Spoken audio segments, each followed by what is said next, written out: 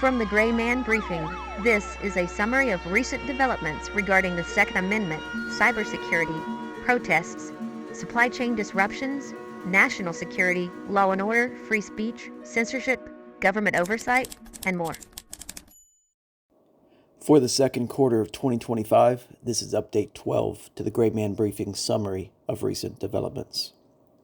Across the nation, localized developments include nitric acid leak prompts evacuations and a no-fly zone in Ohio.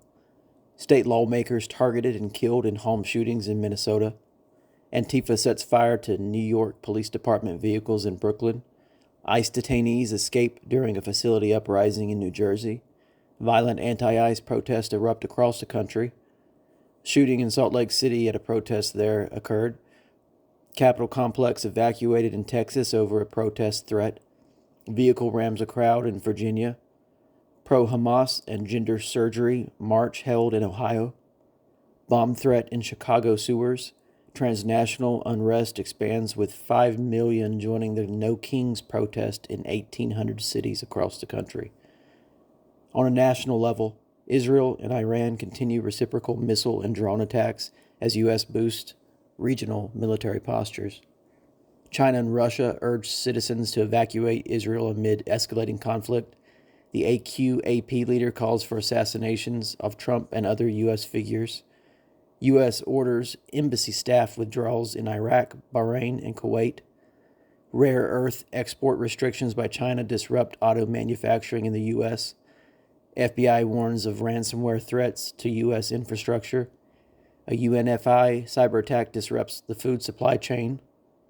Texas DOT data breaches compromises 400,000+ individuals. Google Cloud outage impacts major platforms. OpenAI removes ChatGPT accounts tied to Chinese and North Korean influence operations, raising censorship concerns, and Confederate base names to be restored. So first up, let's look at the current events briefing. At Fort Bragg on June 10th, during an address to soldiers celebrating the U.S. Army's 250th anniversary, President Trump announced that he will restore the original Confederate-linked names to 7 U.S. military bases, including Fort Lee, Fort Hood, Fort Rucker, Fort Gordon, Fort Pickett, Fort Hill, and Fort Polk, reversing the 2023 renaming done under President Biden. Next, a major incident out of Ohio. In MacArthur, a nitric acid leak at the Alston Powder Company explosives plant forced evacuations and prompted the FAA to impose a 30 nautical mile no-fly zone. Roughly 3,000 gallons of acid leaked from a tank, leading officials to relocate residents and set up emergency shelters. Initially, no injuries were reported, and responders warned of health risks, including respiratory irritation and chemical burns. Air quality monitoring remains in effect. And looking down at a major crime event, in Minnesota, coordinated shootings targeted state lawmakers at their homes. The Democratic House Speaker and her husband were killed, while a state senator and wife were critically injured.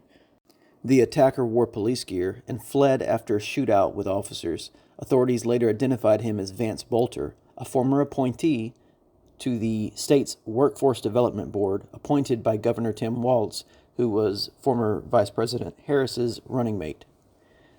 No Kings flyers were found in his vehicle, along with a list of over 70 individuals, mostly abortion providers, pro-abortion lawmakers, and activists. He was later located and arrested, and we're awaiting more details on this one. It was later revealed that he attempted attacks on at least 2 other lawmakers, but was unsuccessful after finding their homes empty. Now let's go ahead and move into the civil unrest briefing. Riots and protests tied to anti-ICE, anti-war, pro-Palestinian, LGBT, and anti-Trump causes erupted in over 20 cities between June 10th and June 14th.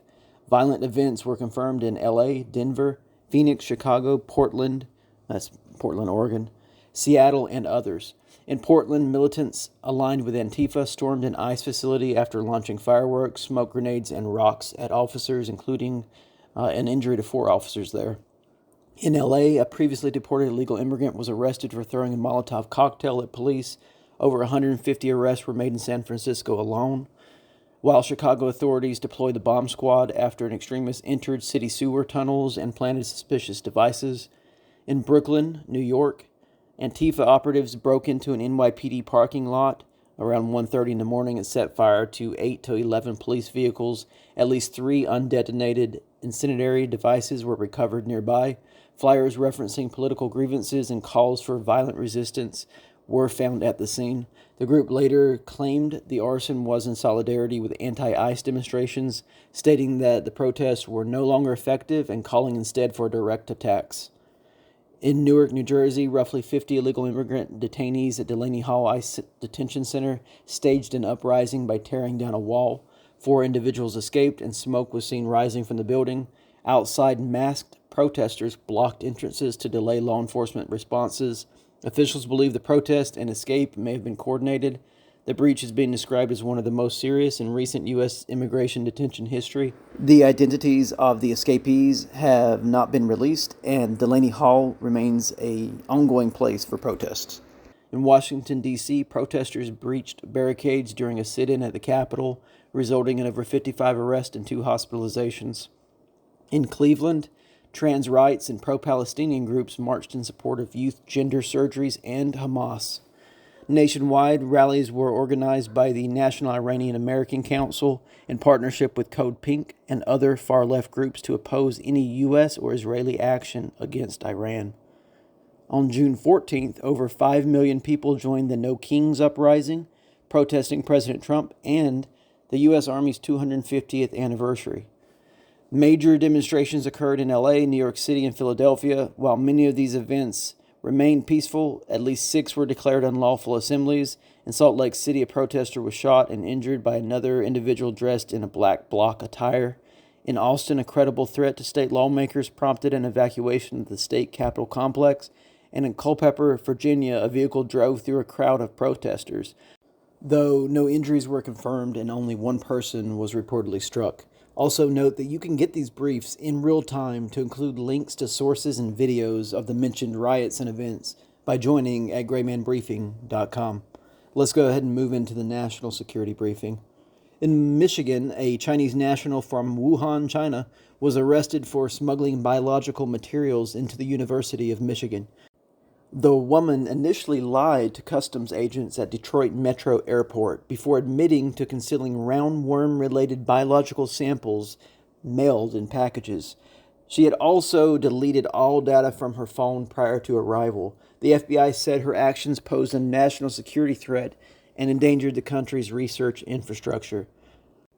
Also in the Middle East, U.S. embassies and military installations have begun scaling down operations. Non-essential personnel were ordered to depart the U.S. Embassy in Baghdad and a nearby consulate. Military dependents were authorized to leave several bases. These moves followed direct threats from Iran, which warned that U.S. bases are within range if a conflict breaks out. Military flights by U.S. and Israeli forces near Iran have increased, and the area alert levels remain high. And finally, the leader of AQAP, which let me put the video up here for you. They released this video calling for lone wolf assassinations of U.S. leaders, including President Trump, Vice President Vance, and Elon Musk, among others. He frames this call to action as retaliation for American support of Israel and encouraged immediate action by every able-bodied Muslim living in the U.S.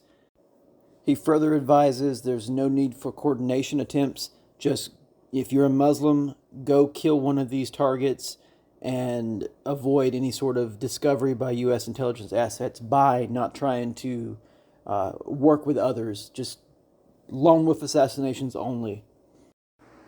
And now let's move into the global conflict briefing. Tensions remain high in the Middle East as Israel and Iran continue to exchange military strikes. Israeli forces have launched targeted airstrikes against suspected nuclear sites, military infrastructure, and command centers in multiple Iranian cities. Reports indicate the strikes killed senior Iranian officials, including figures in the IRGC and nuclear program. Iran has responded with drone and missile attacks on Israeli cities, causing civilian casualties and infrastructure damage. The U.S. has increased military readiness. Defense officials have warned that the any U.S. involvement could be triggered in a specific scenario, such as strikes on American bases, attacks on Allied energy infrastructure, or a closure of the Strait of Hormuz. China and Russia have urged their citizens to evacuate Israel, citing regional instability.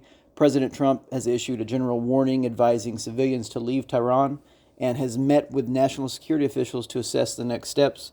Meanwhile, U.S. embassies in Iraq and neighboring countries have reduced staffing or evacuated altogether. Military dependents were authorized, as we said earlier, to leave the region, and U.S. bases remain on heightened alert. Israeli forces have enacted domestic emergency protocols, closing schools and non-essential services, anticipating continued retaliation.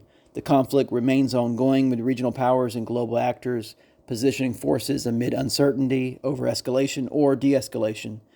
The U.S. claimed complete control of Iranian airspace and warned that the whereabouts of the Iranian leader was known, but he's being permitted to live at this time. Earlier in the week, the U.S. deployed aerial refueling tankers, including KC-135s, KC-46s, all this from domestic bases to key European locations such as Ramstein and Aviano. Military aircraft movement above the Kaunas was observed by citizens here in the Midwest, Southeast, and Mid-Atlantic. The large-scale movement supports rapid force projection amid the Israeli-Iran conflict and enhances the U.S. military's readiness in the region. U.S. involvement, particularly to assist in destroying the underground nuclear facility Fordo, which is said to be able to create a nuclear warhead in 3 days, could risk retaliation to include strikes on U.S. bases in the region or a cyber attack on U.S. infrastructure at home. So this Fordo facility kind of reminds me of the whole backstory of Top Gun Maverick. Just a little side note there for you. Okay, let's go ahead and move into supply chain disruptions. Global auto manufacturers are facing production delays due to China's export restrictions on rare earth elements. These materials are essential to electric vehicle motors, speakers, and windows. Several companies have been forced to suspend or scale down production while awaiting alternative supplies. Industry analysts are warning of a ripple effect in the global EV market. Let's move into cybersecurity briefing. On January 9th, United National Foods Incorporated experienced a cyber attack that disrupted food supply chains across the U.S. and Canada.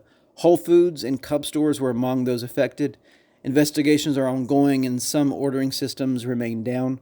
Separately, the FBI and CISA issued a joint advisory warning that Play ransomware actors are actively targeting hundreds of U.S. infrastructure entities. The techniques used are evolving and are capable of breaching both operational and IT systems. In Texas, nearly 300,000 crash reports, so vehicle crash reports, were exfiltrated during a breach of the Department of Transportation's crash record database. In total, about 423,000 individuals had their information exposed. Cellcom, a telecom provider operating in Wisconsin and Michigan, experienced a multi-week outage following a cyber incident. Voice and SMS services were disrupted from about mid-May until the end of May when services were restored. On June 12th, Google Cloud Services experienced a major outage that impacted Gmail, Google Drive, Meet, Spotify, Discord, and many other dependent platforms. The issue was traced to a failure in Google's identity and access management system. While most services were restored within 2 hours, problems persisted in the Iowa region. Third-party platforms relying on Google Cloud also experienced disruptions. And finally, in a move raising new questions about AI governance, OpenAI removed multiple ChatGPT accounts were linked to Chinese and North Korean influence operations. These accounts were reportedly used to generate political propaganda, such as memes, using AI-created memes, that is, and they scraped public data for use in cyber operations. OpenAI cited violations of its policy against deceptive and malicious use. Critics, however, have questioned the transparency of moderation practices and the line between countering disinformation and stifling legitimate political discourse.